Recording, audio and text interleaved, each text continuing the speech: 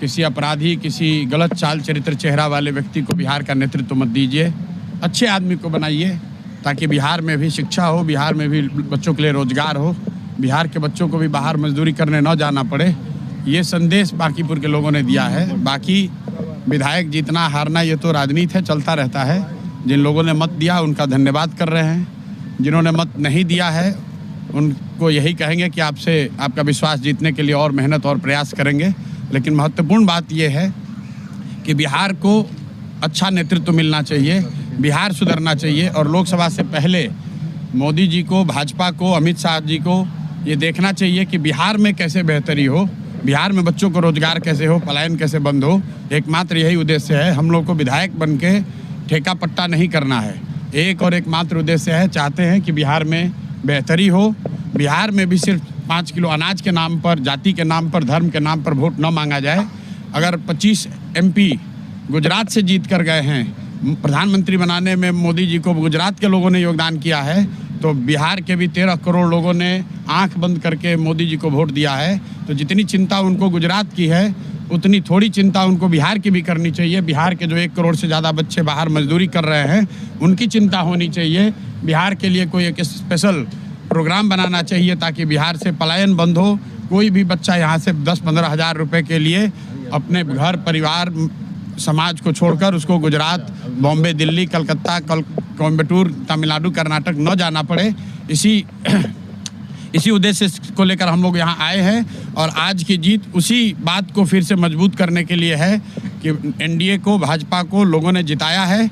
अब भाजपा के नेतृत्व की ये जिम्मेवारी है कि किसी ऐसे व्यक्ति को बिहार का मुख्यमंत्री बनाए जो कि बिहार में रोजगार लाए, बिहार में शिक्षा की स्थिति को सुधारे, भ्रष्टाचार कम हो और सबसे बढ़कर पलायन बंद हो। ये सीधा सीधा मैसेज है। 30 बरस का जो गढ़ है वो सिर्फ 30 दिनों में ढह गया। वो सिर्फ इसलिए ढहा है कि बिहार के लोग भी चाहते हैं कि अब 4 किलो 5 किलो अनाज और जाति से ऊपर उठकर हम लोग के बच्चों के पढ़ाई, रोजगार के लिए केंद्र सरकार और राज्य सरकार काम करे। अगर वो काम नहीं करेंगे तो आगे चुनाव के परिणाम उनको ऐसे ही देखने को मिलेंगे। है वो पब्लिक डोमेन में है।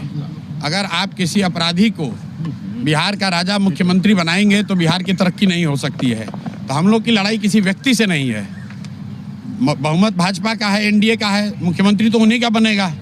हम लोग बस इतना ही आग्रह कर रहे हैं, बिहार की जनता इतना ही आग्रह कर रही है, बांकीपुर की जनता इतना ही मोदी जी से आग्रह कर रही है कि किसी अच्छे, चरित्रवान, काबिल आदमी को बिहार का मुख्यमंत्री बनाइए ताकि बिहार के लोग भी इस बात का गौरव, बिहारी होने का गौरव कर सकें, ताकि हम लोग के बच्चों के लिए भी पढ़ाई, रोजगार की व्यवस्था हो। सब कुछ सुविधा अगर गुजरात के ही लोगों को मिलेगी तो सिर्फ बिहार के लोग कहाँ जाएंगे। गुजरात के लोग 1 लाख करोड़ के बुलेट ट्रेन पर चलेंगे, वो ठीक है, लेकिन हम लोग को कम से कम पैसेंजर भी तो मिलना चाहिए।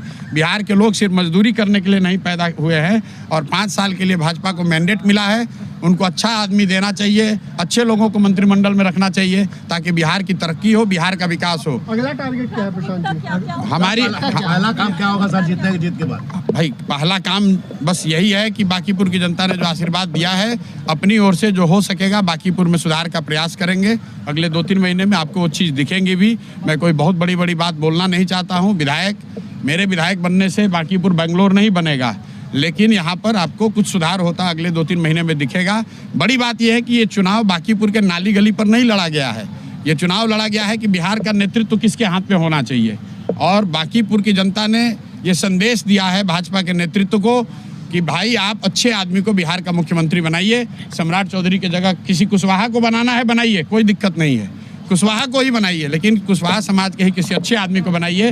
हर हालत में बिहार की तरक्की होनी चाहिए, बिहार का विकास होना चाहिए। व्यक्ति कोई जीते, दल कोई जीते, लोकतंत्र है, हार जीत होती रहती है, उससे कोई फर्क नहीं